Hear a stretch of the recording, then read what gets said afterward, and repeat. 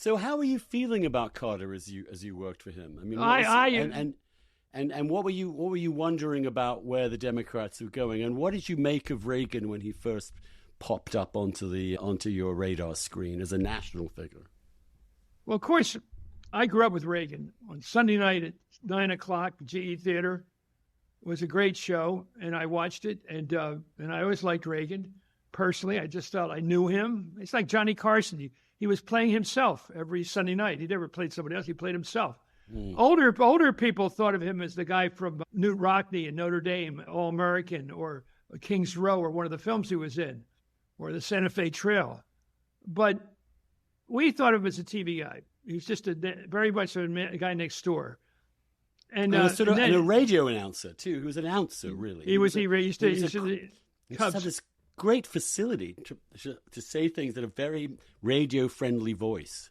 Yes, and he had that when he was telling the truth as president and when he was not telling the truth. and I used to watch him, and I said, that's the same guy that told me things I believed in, and now he's telling me this. The line he used on Carter was almost mystical in the way he used it. There you go again, Mr. President. That line, nobody knew what it meant, but it somehow conveyed the idea, Mr. Carter, you are clinging to, as the Brits say, clinging to office. That's all you've got. You're trying to hold on to the presidency, but you have no right to be there. You don't have reason to be there. And it conveyed a lot. There you go again, Mr. President. Doesn't it also convey a sort of tedious, that you're bored with this? You can't listen to this shit anymore. It's I remember for me, I have an association that was a British Prime Minister's debate between actually Boris Johnson and Jeremy Corbyn, the left wing. And a question came up about, I don't know, some third world question. He said, well, the people of Nicaragua, and someone in the audience just yelled out, oh, here we go. Here we go.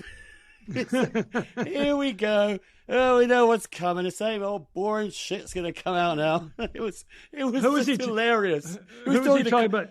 He was talking about Corbyn doing his usual Dave Spart lefty diatribe, and they were just no, for fuck's sake, I'm done with that. And he just came out, and it was a killer. I mean, Boris didn't have to do anything after that, but there are those moments, where you just, there you go again, which do. And it's crazy. I mean, we talk about debates. Do you think of any other moments in debates that did that crystallized something that no one was? I mean, I'm thinking of when George H.W. checked his watch.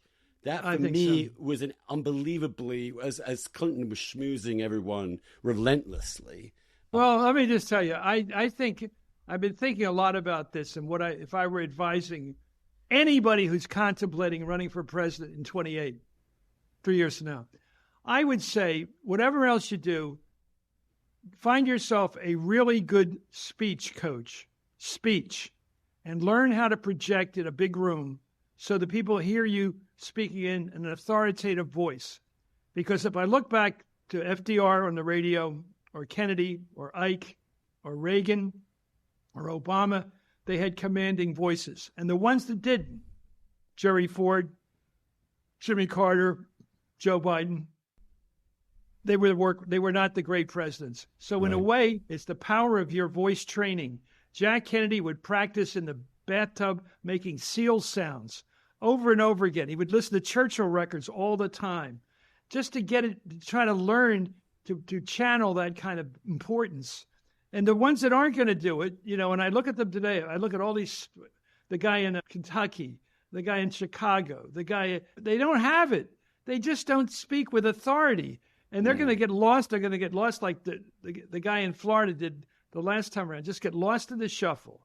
Because if you don't sound, if you don't sound like a president, you're not going to be a president. Or certainly not a great one. It's just a question of training yourself. They think, I'm president.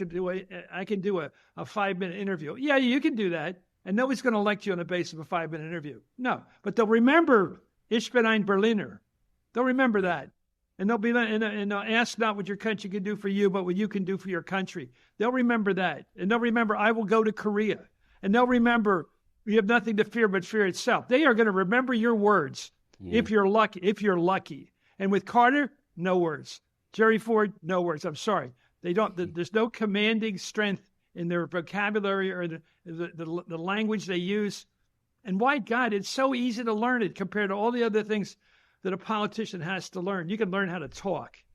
And Reagan, of course, was a master of this, an actor and an announcer. By the way, Thatcher took voice lessons. She also good for her fixated on her. She realized she had to lower her voice so that in the noise of the Commons, she didn't screech. To get over, and which if she did that, it didn't sound right. It sounded. We're not allowed to use this word anymore, but it sounded shrill. It sounded, so she lowered it and sort of, and trained and trained and trained.